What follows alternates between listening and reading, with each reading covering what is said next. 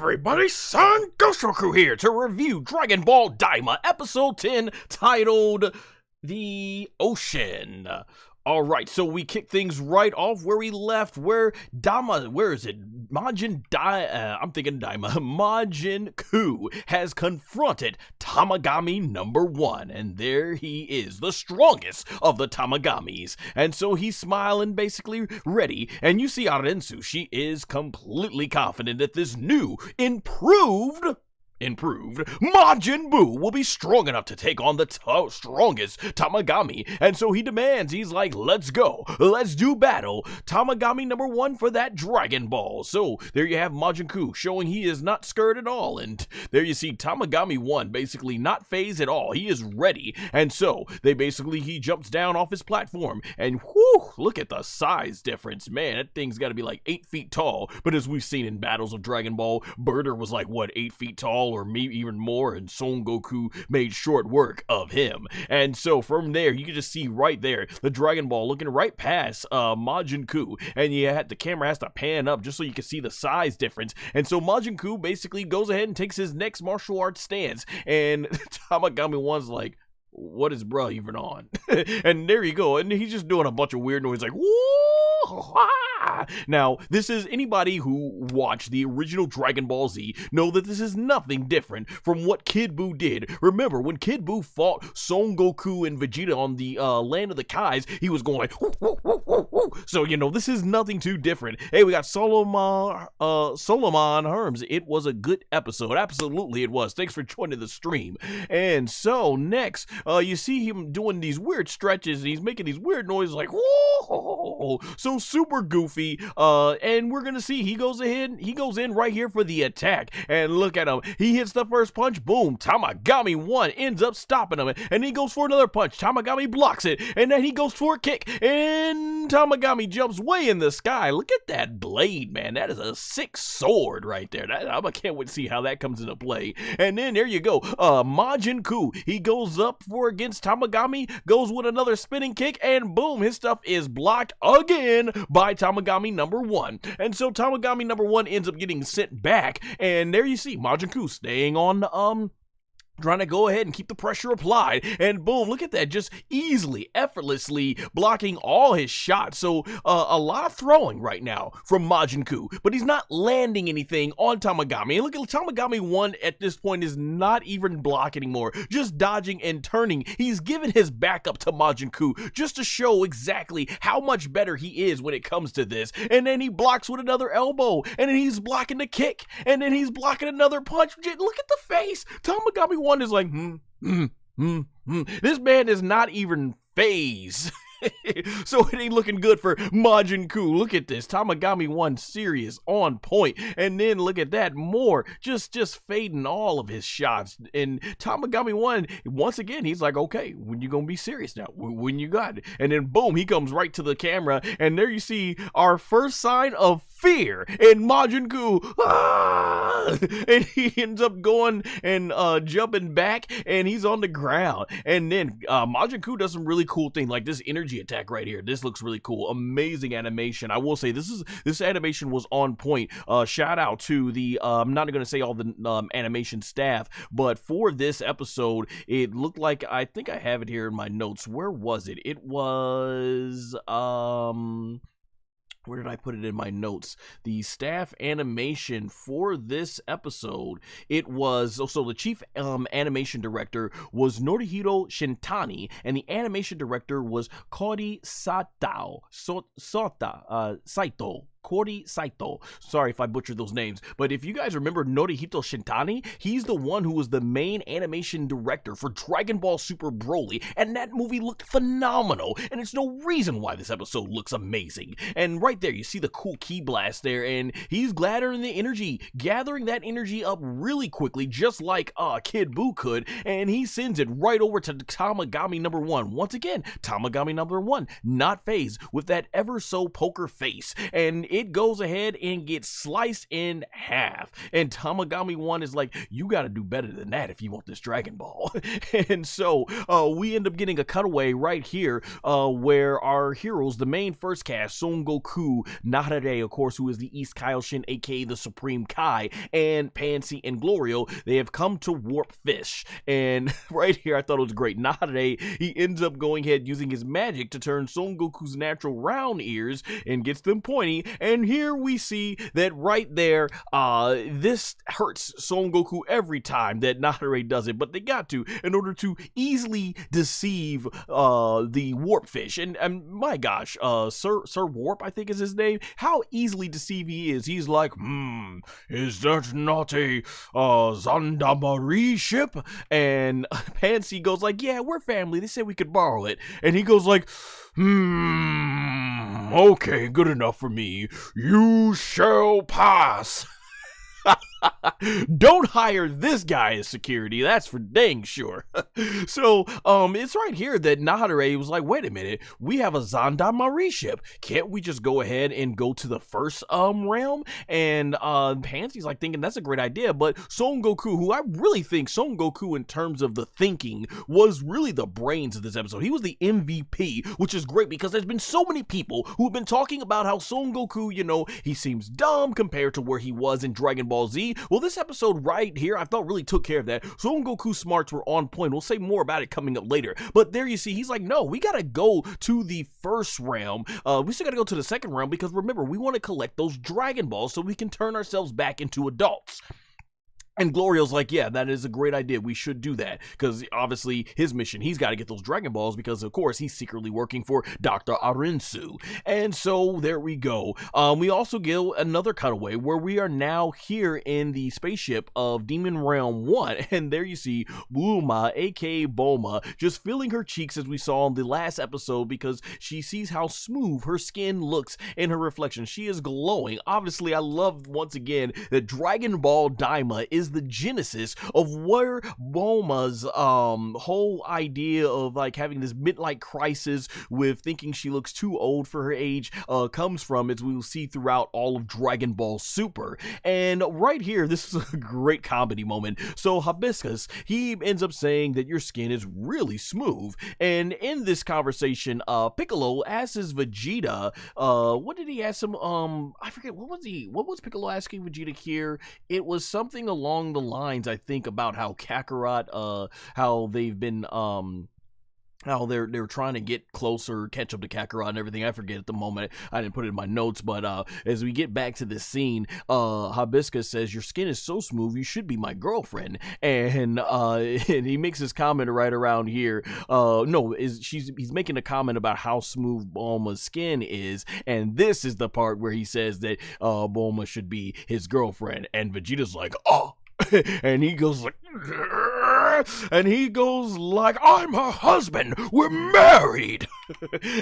and Hibiscus, savage, man is straight savage. He goes ahead and says, that doesn't mean anything to me. Oh, you've got some balls, my man. That's some balls right there. Vegeta says, are you trying to get pummeled? Because, man, it's already one thing to say that to a married man in front of his wife, but to say that to Vegeta when that husband's Vegeta, oh, man. But Hibiscus is completely unknowledgeable about all this stuff. It really makes me wonder, too, perhaps standards are different in the demon realm compared to the outside realm, where they're told to respect, you know, the sacreds, the marriage being sacred. And so Hibiscus ends up telling Bulma, aka Bulma, that your husband has a funny hairstyle. You married a man with some funny hair. And Vegeta's like, oh, you are one to talk. I love it, man. This is great. And Bulma, she is basically saying, Vegeta, hey, how about you just turn yourself into a doll, because she's thinking that she wants to stay as a kid because the skin is so smooth on her face. And Vegeta's like, that's blasphemy. We are both going back to adults. You understand? He didn't say it like that, but he's like, yeah, they both are going to. So Hibiscus is like, yeah, he's got a nasty attitude. And oh no, well, he already mentioned he had a nasty episode, but a nasty attitude in the previous previous episode, but this is hilarious right here. So he goes like, oh, I understand. He says, basically, you like big boobs. Now I get why you want to become adults again. And Vegeta's like, hmm? And then he's like, what difference does it make?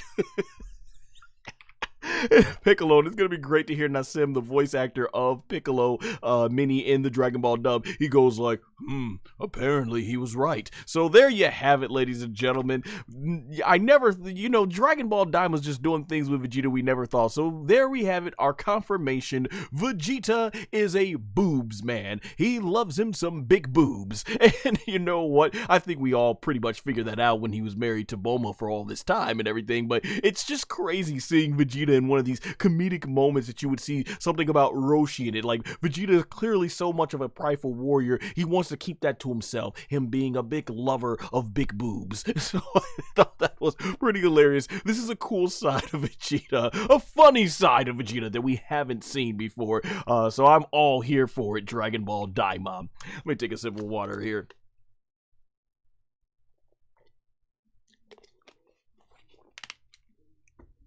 Alright, so they head off further into the distance. Meanwhile, we're back at the fight between Majin Kuu and Tamagami number 1. And at this point, Majin Kuu, he's like, he's just, enraged. And he starts shooting off these ki blasts. Man, I'm pretty sure he's going to be a character in Dragon Ball Sparking Zero. So there's no doubt to me that this is going to be pretty awesome to see him do these attacks. And so he starts unleashing the ki blast, and Tamagami 1 puts up this shield with one hand. Once again, very stoic face, no emotion, just easily blocking all of Majin Kuu's stuff. And Majin Kuu's getting angry because he cannot land one hit on this guy, and he just goes, and he's just so unorthodox, man. Majin Kuu just starts dancing like a ballerina in the sky, and then he turns into a tornado, and then this green light comes out, and now he's like this glowing green tornado. You know what he reminds me a lot of? Gotenks. I'm pretty sure Gotenks had a technique like that where he was spinning. It's the early part when they're in the room spirit in time, aka the hyperbolic time chamber, and it's in that battle with Super Buu that Gotenks is just doing random attack after random attack after random attack, and it's like, what is it all amounting to? That's exactly what this reminds me of. And except here it's like Majin Kuu is trying his best, because Gotenks obviously wasn't trying until they get back out onto Kami's lookout. And so once again, look at this, man. You got a green flashing tornado coming straight to your face, and Tamagami 1 is like, I'm not even gonna put a guard up, I'm just gonna sit there and look at you. And man, look at this, Majin Kuu coming in for the kill, and like as if he just like did a big dive or something off of one of those really high platforms into the pool. And so Tamagami 1, once again, no emotion on the face, not fazed by this dude one bit. He just goes ahead, looks at this thing coming at him, and woof, just turns, just side swoops the guy and lets him go flying like man, Tamagami 1 is looking more and more, guys, like he is the absolute real deal, and I'm all for it. And right here, my man Tamagami 1, he grabs Majin Kuu by the belt, and look at this casually. It's not like this man just, he puts his sword down and just casually goes ahead and basically goes ahead and basically throws Majin Kuu like it ain't nothing, just casually, all ease, flips that boy into the sky. And look how when they put the speed lines, you know how quick they're moving. And look at this, he's like, oh, he's all over the place. You see the wind and everything, and Majin Kuu ends up falling to the ground, boom, head first. And actually before this, I missed a frame, but he actually put his hand and still went head first into the ground, man. And you see the rocks exploding here, and Tamagami 1 making it very clear at this point to Majin Kuu that you are out of your lead. You should have not even came to try and get this Dragon Ball from me. And so Tamagami, what you gotta admit, Majin Kuu, what you gotta admit, he ain't gonna give up. He starts doing this weird ritual, and he's back to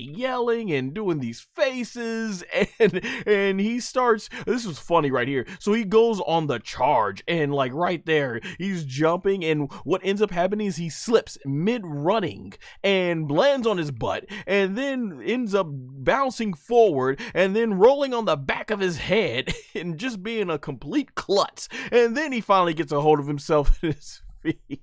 If you can't even keep yourself straight, what shot do you have once you reach Tamagami number 1? And he jumps up into the sky, and you're like, okay, is he gonna do something here? What's he got? He's doing more ballerina dances, and he comes right over into the camera shot, and Tamagami number 1, like, I am not impressed. You need to show me something.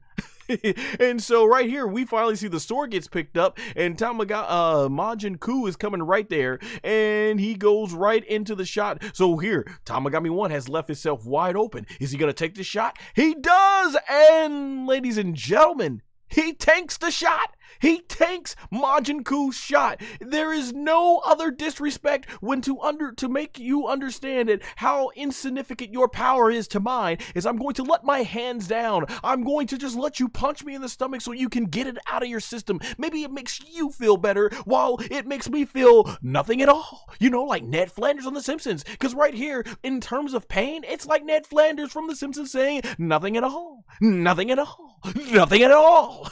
And so Majin Kuu is just irate at this point. He starts getting in the air, unleashing these blasts. He's coming down hard on him. He's got to unleash this ki blast out of his mouth. And I mean, animation looks so sick right there. I mean, phenomenal job of the animation staff. And he starts unleashing it, you know, being with Norihito Shintani, I believe, doing that.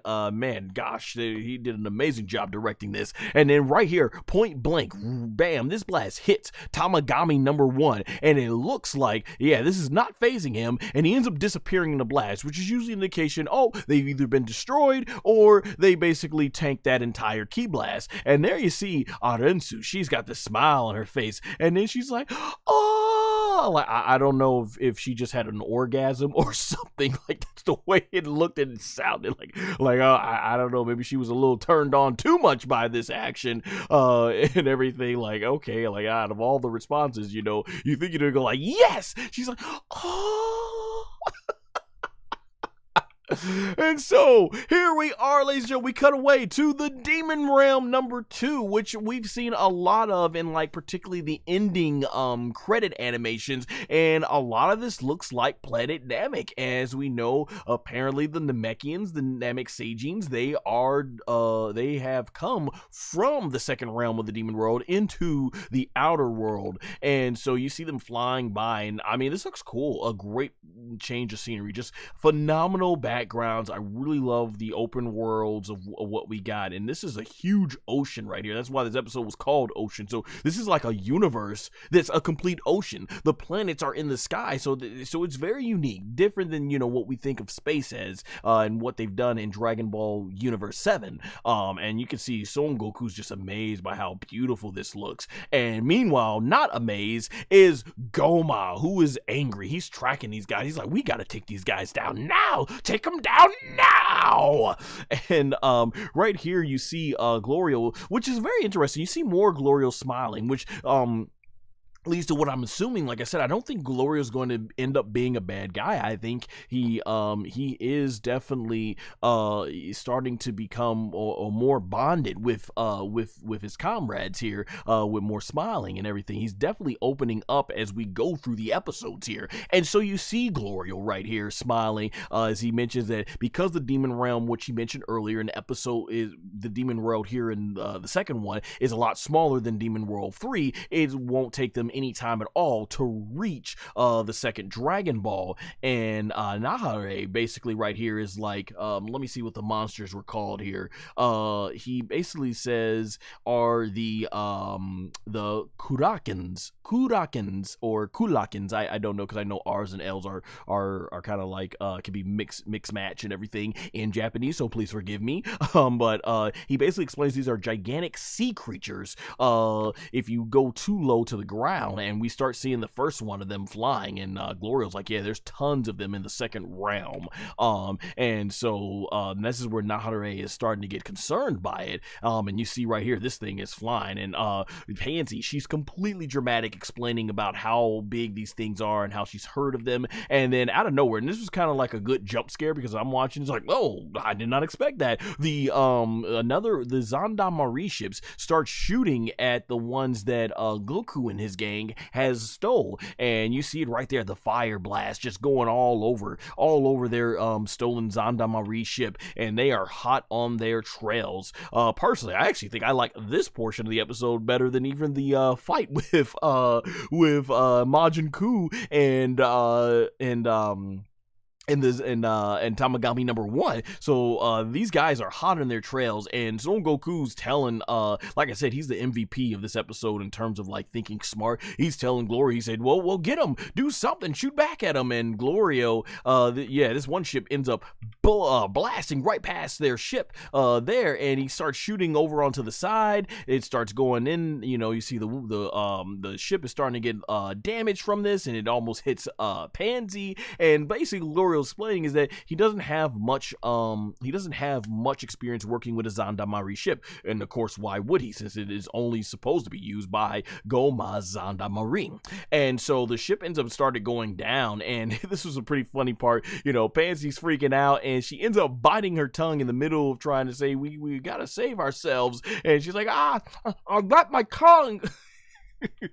So that was just a random thing. I love that Dragon Ball DAIMA does these little random things all through the series, so that was really cool, I thought, to see right there. And so from here, Son Goku's like, okay, well, if this ain't gonna work and you don't have the skills to fly this plane, open the door right now. So Goku's like, open the door, and so Son Goku comes flying out that door, and our boy Son Goku about to go ham on these guys. And I was like, yeah, I should have done that probably from the start. Goku starts flying, and he flies up. And this is very reminiscent of OG Dragon Ball, when Son Goku as a kid was going through the sky fighting on the Nimbus Cloud, aka the what was it, the King Tone, I think it was called in Japanese. I probably might have got that wrong, but yeah, he was using his Neo Bow, aka Power Pole, to completely wreck all the Red Ribbon Army's aircrafts and stuff. So Son Goku, he comes right over to this, and boom, busts that ship open, and the Zandamarri guys end up going flying. At least unlike in the ocean dub of Dragon Ball Z, where Nappa blew up that whole news reporter plane, and you had Piccolo going like, it's all right, I can see their parachutes from here, even though the animation clearly shows nothing but cinders falling from the ground. At least we can see these guys right here. And so then from there, they start shooting at Son Goku, and look at Goku. He's like, I ain't playing with y'all. So Son Goku starts taking that Neo Bow, and he's blocking all their shots, and he's blocking it there. And then he starts swinging it. Bam, basically just blasting that thing off. And he comes in for the big whack. Yeah! Boom! Breaks it down. My terrible Mazuko Nozawa impression, and I can't do one better either with Stephanie Nadoni. So man, it goes right through there, and that ship is toast. And then Son Goku right there, he puts a Neo Ball up, and he starts forming a Ki Blast, and I love it. It's like he's trying to do the Spirit Ball from Yamcha's technique, and he basically goes ahead and he flings that Ki Blast right over to the Zandamarri, and the guy's like, oh! Bam! Blast their stuff, and the thing goes right through their ship to the other ship, and boom! And Son Goku, he keeping the pressure on. He comes flying right in and goes right on their spaceship to look at them. And right here, we get the return of Son Petty Kuu, because he's got to put in that petty work. He wants them to fear. Look at the fear in that guy's eye. Goku up here smiling, letting you know, I can take you out just like I did there, but I want you to first feel the fear.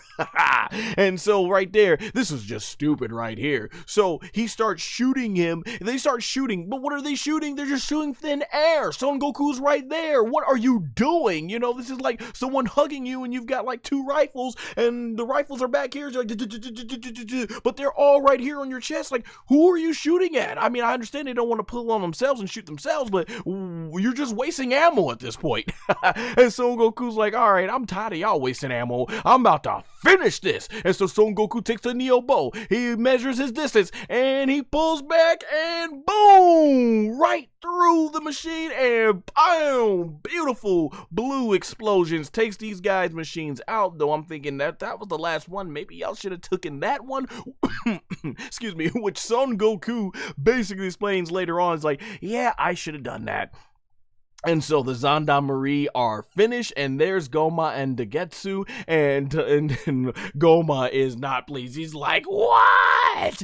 And man, you see Dagetsu, he is basically like, I guess they're stronger than I thought. And I'm thinking here, y'all should know what business Son Goku is on. You saw him literally be the one to defeat Majin Buu. What did you think? Majin Buu was so feared throughout the universe. Oh my gosh. Hey, we got another person in chat. Phantom Flame. Lore. Yes, lore indeed, which we're about to get more of later on. Let me take a little sip right here.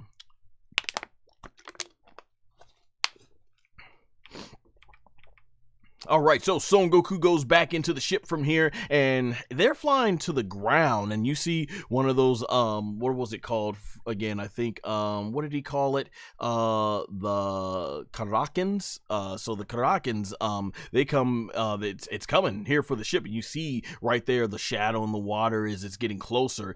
And I really wonder, are they flying so close to the ground, to the water, because the machine is barely able to hang on at this point, or did Glorio just forget to go ahead and go and fly higher? And so this thing like bursts, and this whole, like I said, this whole sequence was exciting because it didn't give you a chance to breathe at all. It's one thing after the other, and you see this thing basically comes on out, and out of the big water, Goku's like, oh crap, and that thing's, I'm ready to eat. I'm like, okay. And so Glorio's like, oh no. And this thing starts coming close to him and nearly gets them and misses. But what's interesting is these Karakens,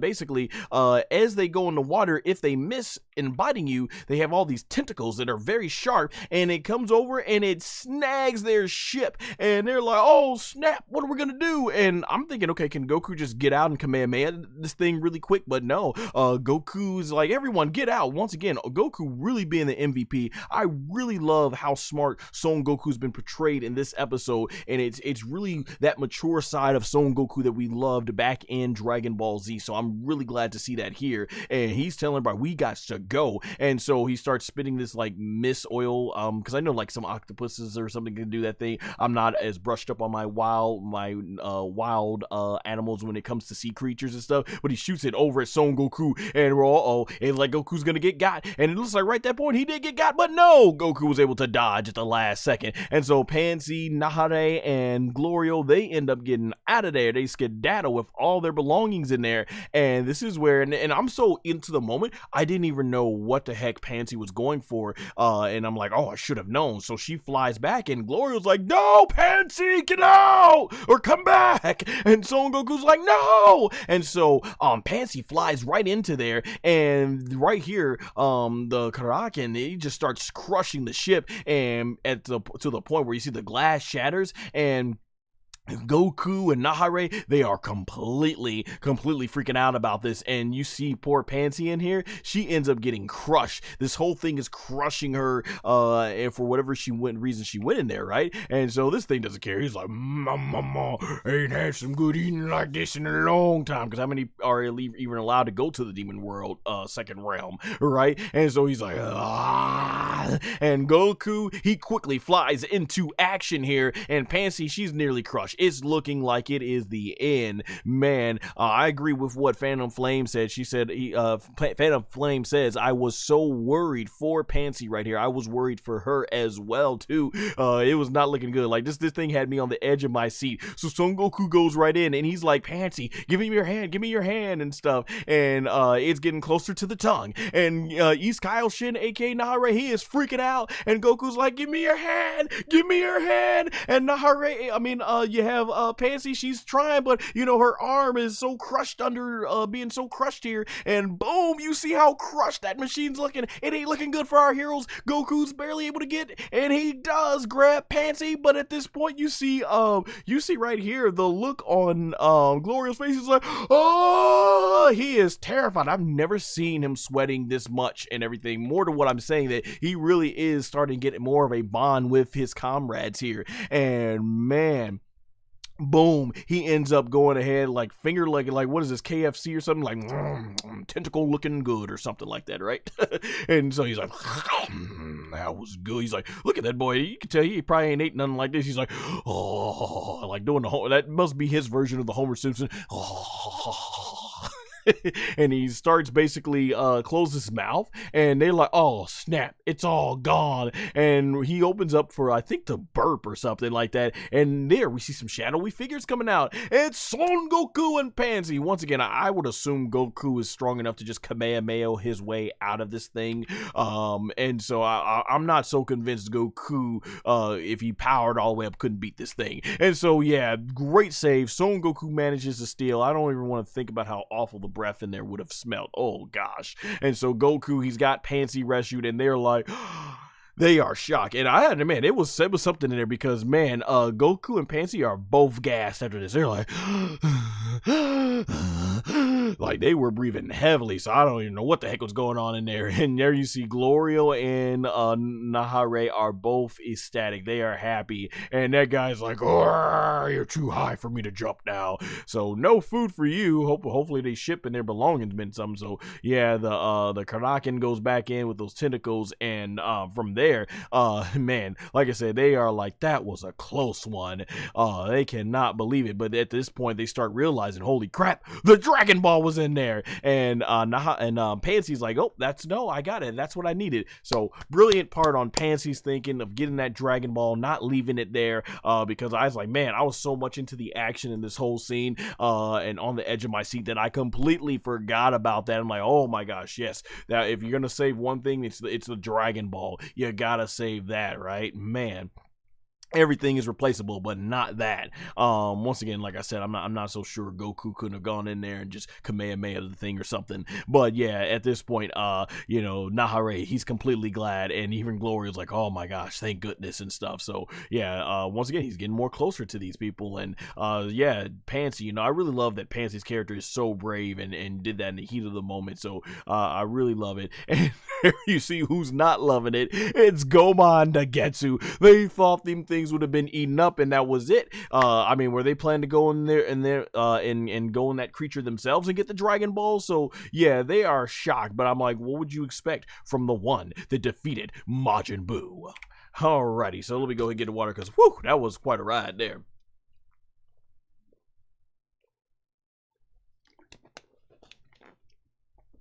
All right, so from here we get Glorio. He's got the Dragon Ball with him. Panzy is kind of falling behind as they all are flying, and yeah, this is where Nahare says, you think we should take a break somewhere? And Glorio's like, yeah, that's a good idea. And so Nahare says, actually, where the Namekians came from, the planet's right there. And there we go. This is the origin. This is the place of where all Nameks came from.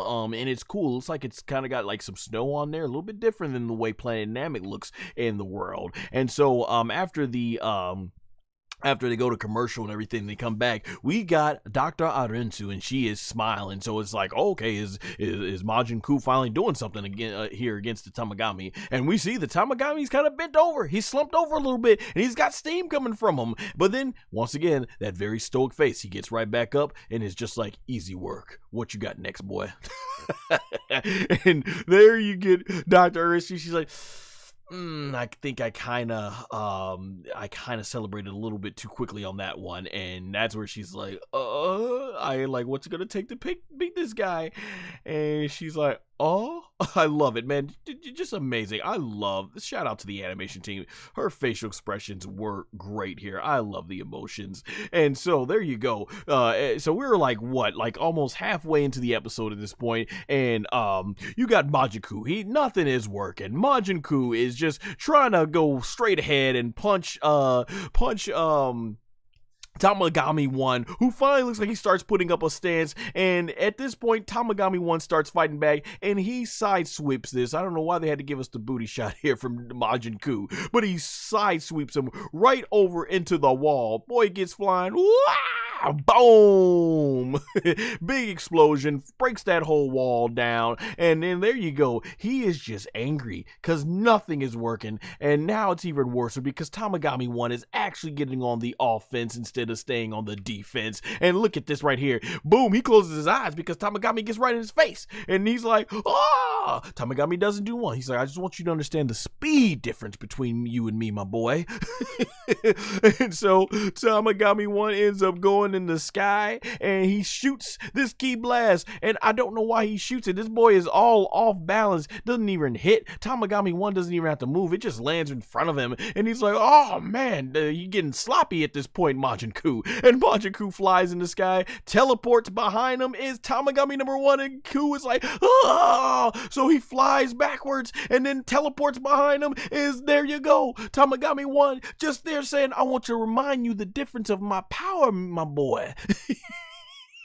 And there you go, Majin Kuu is just running. It's so cool because those of us that grew up watching Dragon Ball in the 90s and early 2000s, man, Majin Buu took a lot to become afraid of. I think the only few times, I could probably name it on one thing. There was, what do I remember? There was Fat Buu. Fat Buu never got afraid, I don't think. It was Super Buu. The only time he was afraid was when SS3 Gotenks beat him to a bloody pulp, and to the point where he didn't have enough stamina to regenerate, and Gotenks went in for the kill, but he then, because playing around too much, he separated into Goten and Trunks, giving Super Buu the time he needed to recover. Then there was the time, I don't even think Super Buu, when Gohan was absorbed, got afraid of Vegito. There was the time he never got afraid, but I remember, what was it, Kid Buu? Yeah, Kid Buu only got afraid once the Super Genki Dama, aka Super Spirit Bomb, was formed, and Buu was like, ah! And even then he was still trying to fight back from it and stuff until he realized he wasn't. He's like, ah, because he knew holding that back wasn't going to be nothing. And so yeah, this Majin Kuu being afraid very quickly, and Tamagami 1 just ain't playing with him. Look at that. He's like, you got no shot, boy. You out of your lead. And then there you go. You see Majin Kuu is completely sweating bullets here.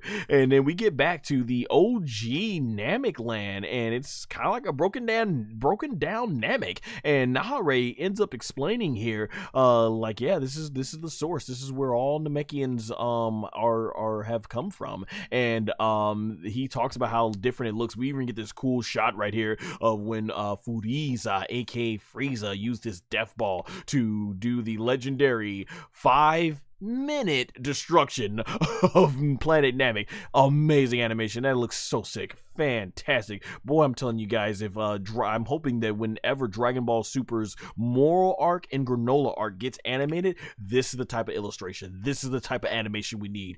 Fantastic. And showing how it goes into Namek and it starts blowing up everything. This is great just to see. Awesome moment to relive. I love how this animation makes it like it was instantly. Totally was not the case in the actual Z series. So yeah, it looks really abandoned here, and Son Goku's like, oh, I'm getting hungry, and Glorio's like, well, big deal, we have to just deal with it and everything because we got to get to that Dragon Ball. And Goku, and then plus all their food's been destroyed. Goku, of course, had those bugs from earlier episodes, and he starts wondering, like, it might rebuild stamina, maybe it'll make you hungry. And he offers, hey, do you want one, Nahare? And he's like, no, I don't want any of those bugs. And Pansy's like, nah, I'm good. And that tells you, the fact that Pansy's from the demon realm, and she doesn't want none of these, like, yeah, that says a lot. So Goku, he ends up eating this bug for stamina, and he's like, he's like, it tastes nasty. But, boom, you get the impact frame looking like he about to go Super Saiyajin, and there Goku's power is restored, and he says it even makes him feel a little bit less hungry. He's kind of half full at this point. So right here we get in all the ruins, like Namekians, just it's completely ruined from here. And Goku, he starts sensing, he feels that Vegeta and them have arrived into the second demon realm. And of course, I think, was it 1022, I think it was the pin number, so they gave him that pin number probably, which is how they got there. So Goku starts flying back figuring they should meet up with their friends. And Pansy's like, he can sense people here? And Nahare said, yeah, that's one of his abilities. And Glorio's like, he's an interesting guy, this Son Goku is. And so we get cut back right here. I love the pacing of this episode. We're just all over the place and everything. Everything's moving along really good. And so there you go. Hibiscus, Piccolo, Vegeta, and Bulma are all there in the ship.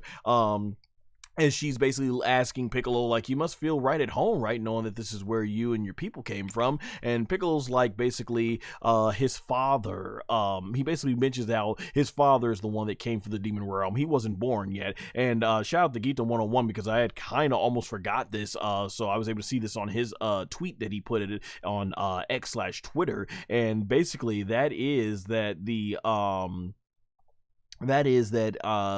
where did I put it here? Yeah, that the Namekian, Piccolo's referring here, the nameless Namekian, child of Katatsu, who was the name of the Namekian before Kami and Piccolo DAIMA split. And if you remember in early Dragon Ball Z, during the Saiyan saga, that was actually shown in a flashback, basically, because Kami had to relieve himself of that evil density, which became Piccolo DAIMA.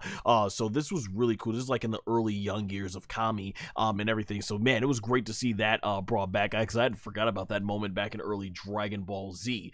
And so from here we get Son Goku. He comes flying up, and Vegeta's like, oh, it's Kakarot. And then he's like, I thought that was you have Hibiscus was like, I thought that was Goku. And then Bulma, aka Bulma, explains to him that he has two names. And so Goku, he's basically, because he believes they can't hear him, he's just doing all this sign language, basically telling them to stop, and that, hey, there's danger, and there's these big monsters. Like, I thought that was hilarious. And just Goku basically just trying to explain to them and everything. And I'm like, at this point, like, why didn't he just talk? Doesn't Piccolo have like the really good hearing? But then I guess if Piccolo's in a enclosed space, maybe he can't hear them and stuff like that. Only in an open space can he hear them and everything. So once again, just the animation looks really awesome, very well drawn here. And Piccolo's like, let him in so we can hear what he's trying to say. So Goku comes in, and he's like, guys, there's these big monsters. If you fly too close to the water, they're gonna come and get you. And Vegeta, he starts roasting Goku, and he's like, oh, how pathetic, Kakarot, scared of a little old big monster. And then right here, Vegeta's just chilling, looking, and then boom, the water comes out, and there's the eye. And Vegeta, you can see if you look at the lower head screen there, Vegeta starts sweating like, holy crap. And Bulma's like, ah. And this big thing is come back to try and get them, and he's almost got them, and boom, misses. And then once, of course, the tentacles come out after their ship, and they are able to barely escape. And you see how forward everybody ended up moving. And yeah, he won't be eating them. And Kakarot, and Vegeta's like, holy crap, you were right, Kakarot.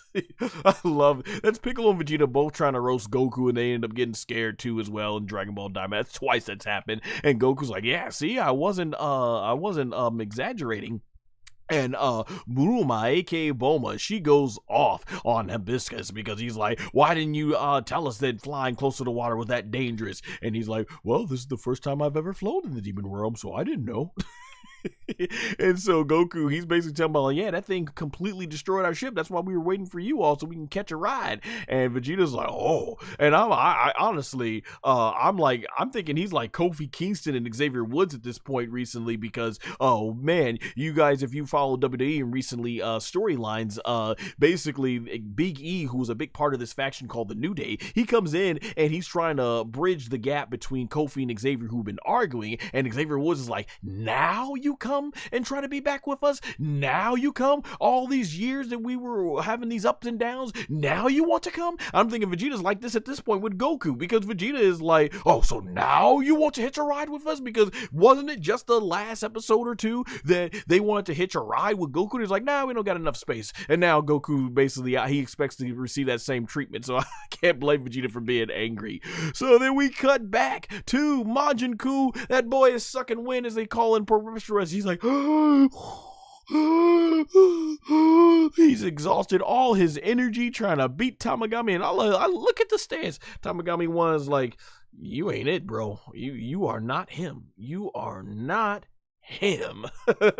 And so look at Tamagami number 1. He is unfazed. This boy has done nothing but probably waste his time. And there you see, there you can see, that's called for Dr. Arensu acceptance. She has accepted that this experiment was a failure and that yes, was a waste of time and that she ain't getting no Dragon Ball today.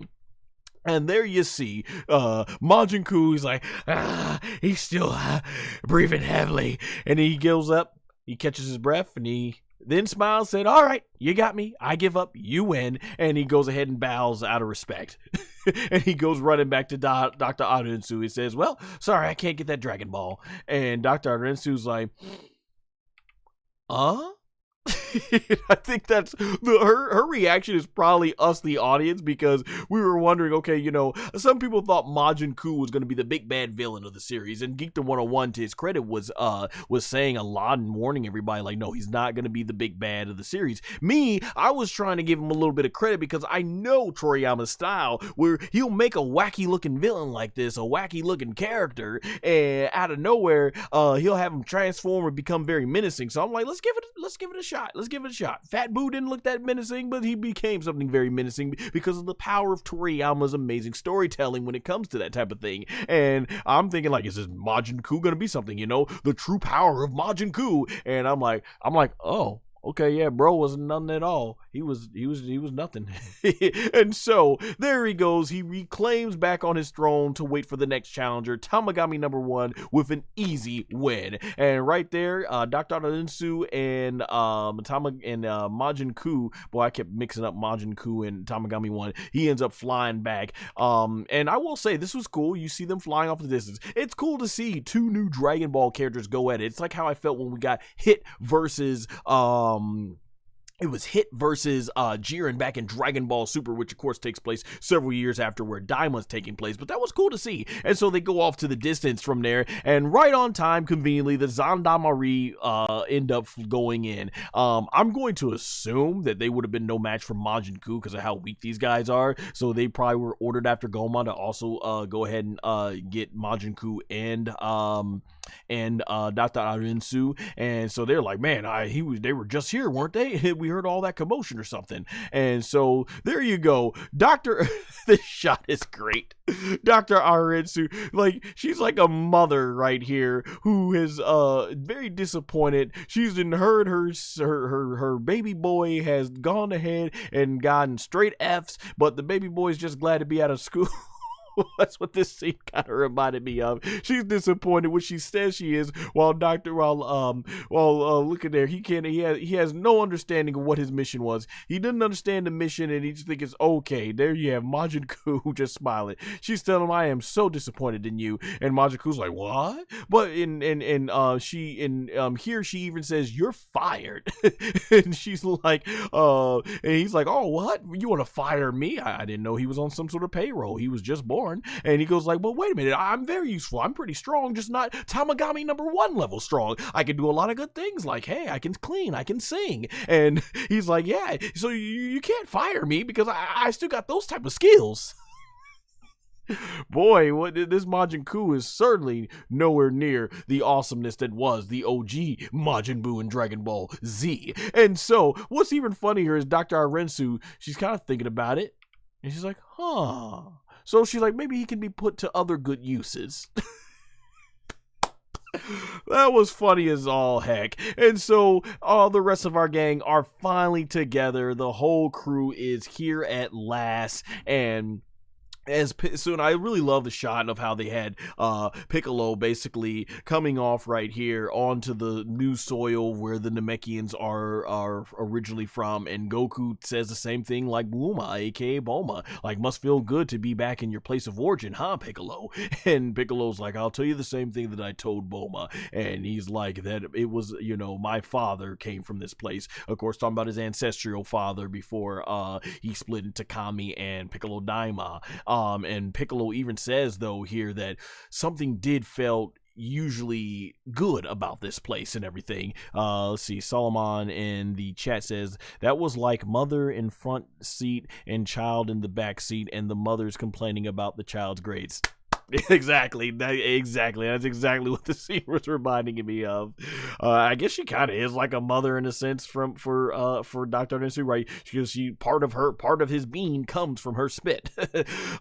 So this was cool to see, and Bulma, she ends up letting Nahare know from here that basically, hey, you're because she hears that they're calling her Nahare, and like that's your real name, and Goku's like, yeah, that's what his real name is, and she's like, oh wow, we never knew that, and she kind of like, tell us more about like the the heritage of where you're from, and he ends up talking about, well, I could tell you the story of the Glens, but shouldn't we get going for the Dragon Balls? And Goku's like, yeah, I don't want to hear about that nonsense, but Bulma, aka Bulma, insists that we hear that story, and so this is one of the most talked about parts of this episode, and this is really cool. This right here changes the whole dynamic of the entire Dragon Ball landscape here, because right here, Nahare, he drops some gospel on us, some holy gospel about the entire multiverse of the Dragon Ball universe. Solomon's in the chat says Goku and Shin have a lot in common. Yeah, definitely. They definitely do. They come from whole different worlds, right? And so I'm gonna do my best here to try and remember all this. So basically, in the translation from for the subtitles in Crunchyroll, basically Nahare explains that long ago, the good supreme demon king, that age sought, what does it say? It says, of that age sought to expand the demon realm. So this is apparently the good side of one of the supreme demon kings. He was looking to expand the demon realm, and from here he mentions how I guess they're called from here, that he ordered the powerful Super Majin Remos to create the universe, and Vegeta's like, Remos, as if Vegeta knows what that is, as if he's heard something from there. So that was quite interesting. And so we get this funny looking character as it pans up, and he says, yes, they're still the highest authority in the universe, the Remos. Now this should look familiar to you, because this character looks a lot like Zeno. And Zeno, from what we're told in Dragon Ball Super, which takes place several years after Daima, we're told that Zeno is the god among gods of Dragon Ball. He is the almighty. Like, there is no god that exceeds past him. So I was wondering, is it possible that this is where Zeno comes from? This is his race, and that he might be the last one, or the current one from that universe, from that race, basically, that makes him the highest god of all of the Dragon Ball multiverse. So that was really cool to see.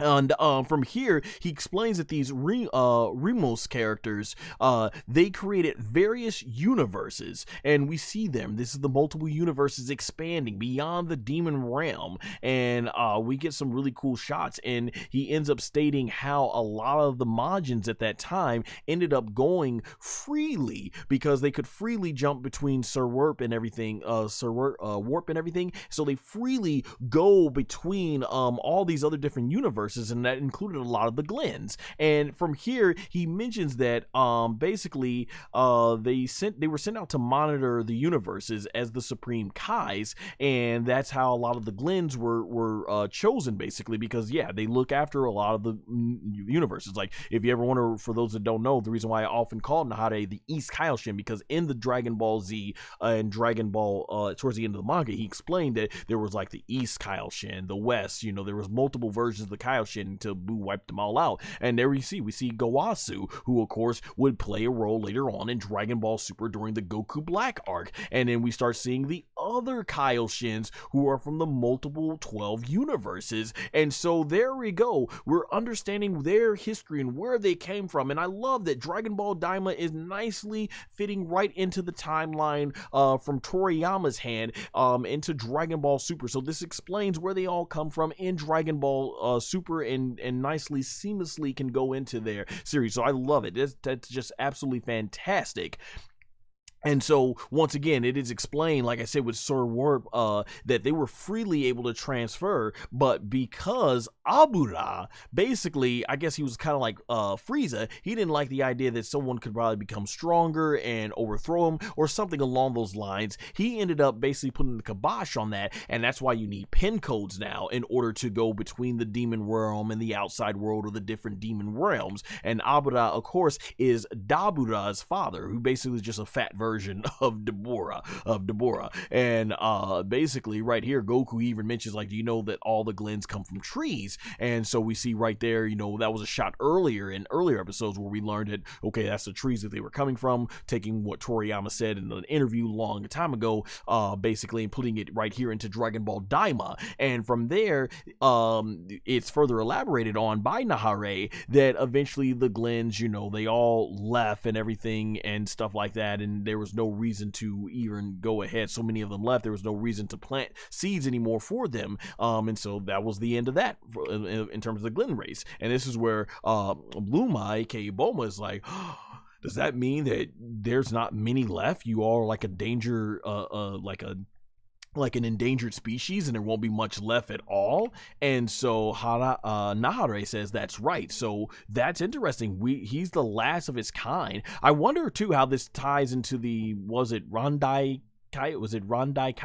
Kaioshin, aka the old elderly Kai? Like, how much further back was he for this? Because, like, was he like 15 generations or something, going back to like the Z Sword?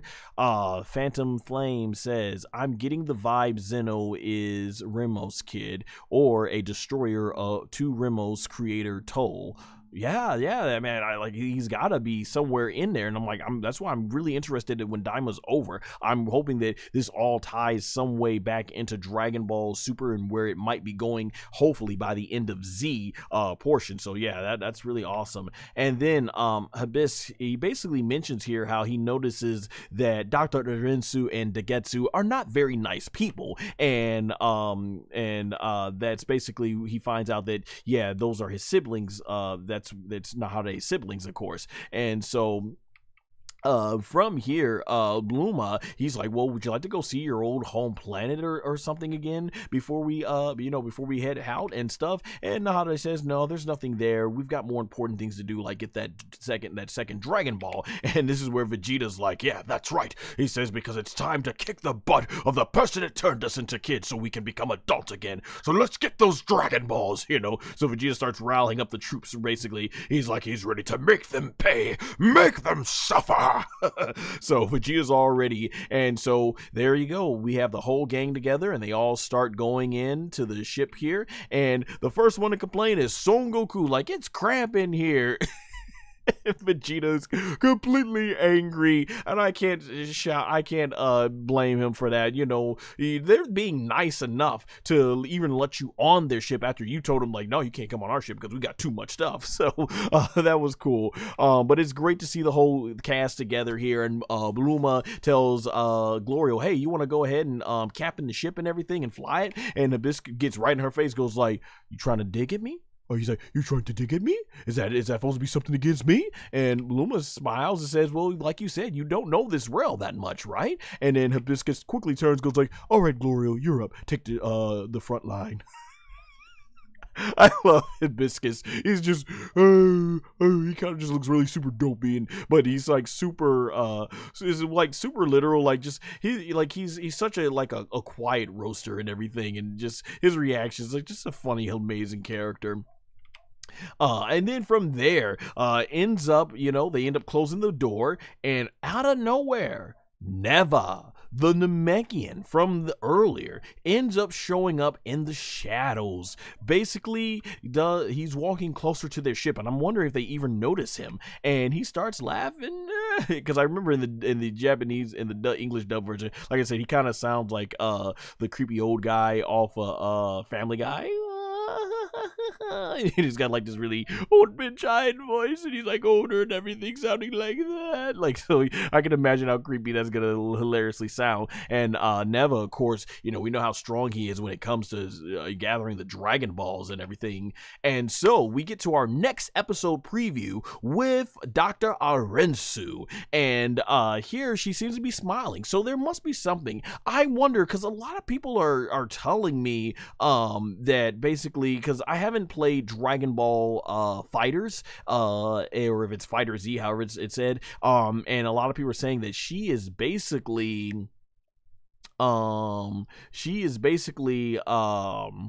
that she's basically kind of like Android 21. That's Toriyama's version of Android 21 and everything, because I think he only designed Android 21 for that game. So, and it's being used in the games, of course.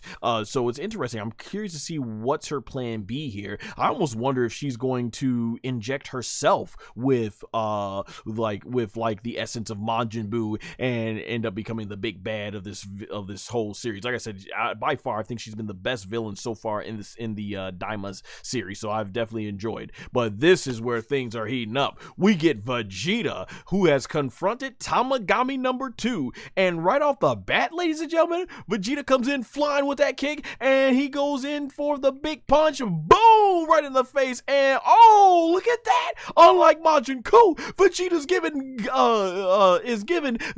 Tamagami number 2 that work, boom, right in the face, boom, right in the throat with another kick, boom, right in the face again with a left, and man, look at that. Tamagami even goes for a punch. Vegeta blocks his stuff like quickly, and Tamagami is trying to stay on focus, and if you look at the face here, Tamagami 2 looks focused, unlike Tamagami 1, who's like no big deal. Tamagami 2 looks like, okay, this guy gonna be a challenge, and you see Vegeta teleports right behind him, goes in for another punch, flying right towards him, boom. I love it. Vegeta, this is awesome. So that's where we end. Now, this is a great way to leave the episode off, because it tells us that it's going to be a big deal when we get Vegeta against Tamagami number 2. So I'm looking forward to this, because Vegeta has been ready to fight. So I'm looking forward to seeing how far this goes. So let me take a water break here.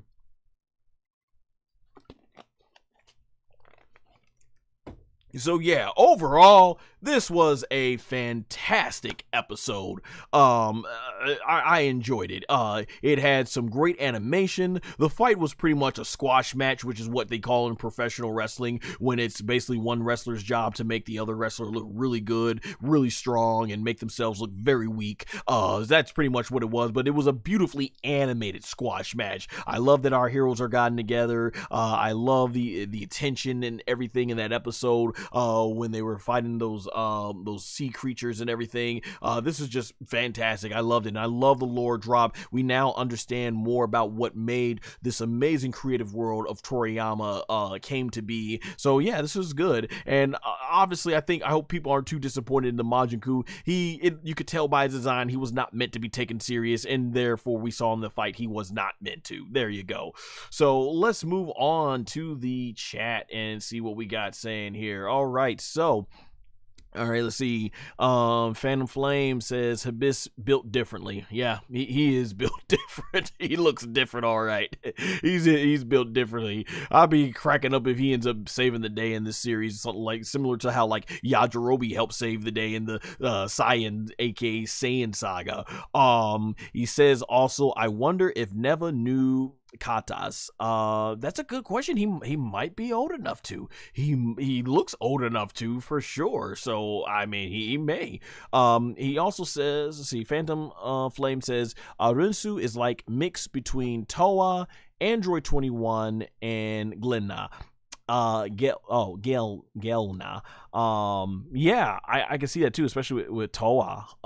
Toa is yeah, that was another really cool character design. But yeah, that is bringing all these characters together. That's really awesome.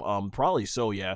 And I dug those characters. So Dr. Arensu, awesome to see.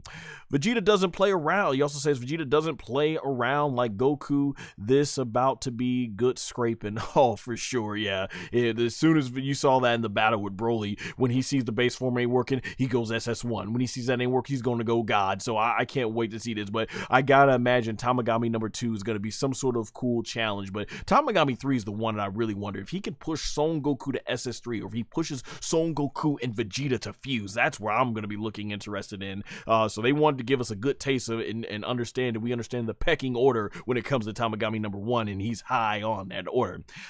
He also says this was a great episode, 8 out of 10. I agree. Yeah, this episode had everything. Dragon Ball, Dragon Ball Z, GT Super. It took the great stuff of everything that I think a lot of us fans love about each Dragon Ball series and put it all into one. It was fantastic. Great comedy, great lore, great action, just great all around. Salman says, if Vegeta doesn't point at himself, that means he's winning. Yes, the self-destruction point. I am Super Vegeta. Now I am Super Vegeta eating the mud because Cell beat me. Yeah, for sure. Yeah, that was great. Oh my gosh. Well, being a wrestling fan, I got to go ahead and get to watching and seeing what's going on SmackDown right now. Hey, thank you all so much for being a part of the chat, and hope you guys enjoy this review. You can check out more of my Dragon Ball content basically right here on the screen, and make sure to check out my social medias all in the link description and pinned comment below. Until episode 11, take care.